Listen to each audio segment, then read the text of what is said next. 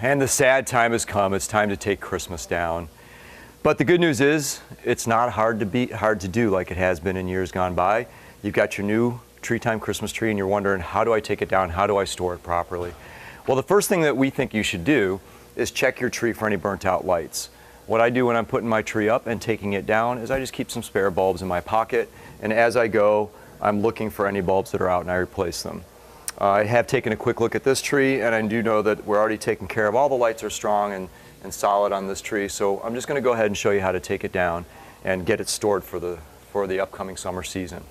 The first thing I'm going to do is kill the lights. Once I've done that, I can break it apart into its 3 sections, just like it was in the box, starting by unplugging the top section from the section below and just lifting it out of the tree. Just grab the cord, pull it on along with it.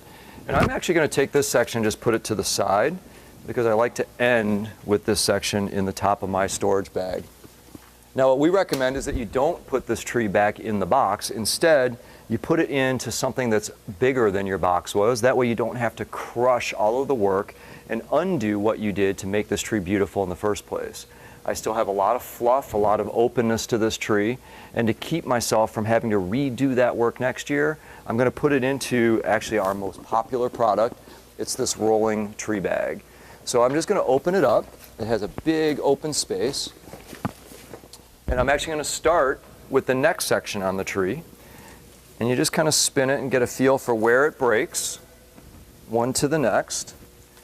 And just as we plugged it in section to section, I unplug it in the same way. And then I just lift that section out. And what I like to do is just simply turn it upside down, take the branches, push them down, give it a little bit of a bear hug. So I'm not pushing it like I would put it back into the factory box. In fact, we recycled our factory box responsibly.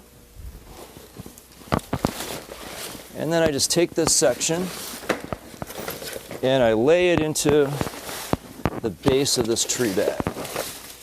This bag has these great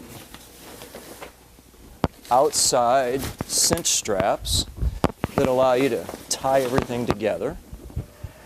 I do the same thing with this section, first loosening the stand from the bottom, pulling that section up, again flipping it over, giving it a little bear hug,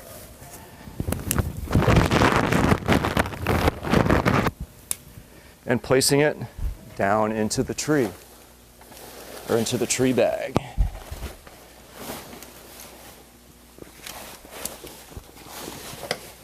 So if you notice, I've laid it in a way that the bulk of the tree sits to one side and the other. And I have nice natural spaces now where I can do the same thing with the top.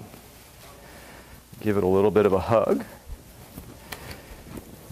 And this is, of course, much more space than I started with in the box. So you can see how this will be so much easier next year, because my tree is still mostly fluffed in here. Just pull these straps along. You can give them a little cinch, a little snug. So I've cinched my tree into the bag. I've pulled everything up. I do still have my stand. So I want to collapse it in the same way that you found it in the first place in your box. You can leave that snugged into one side there. Just lay it on top. Zip the bag closed.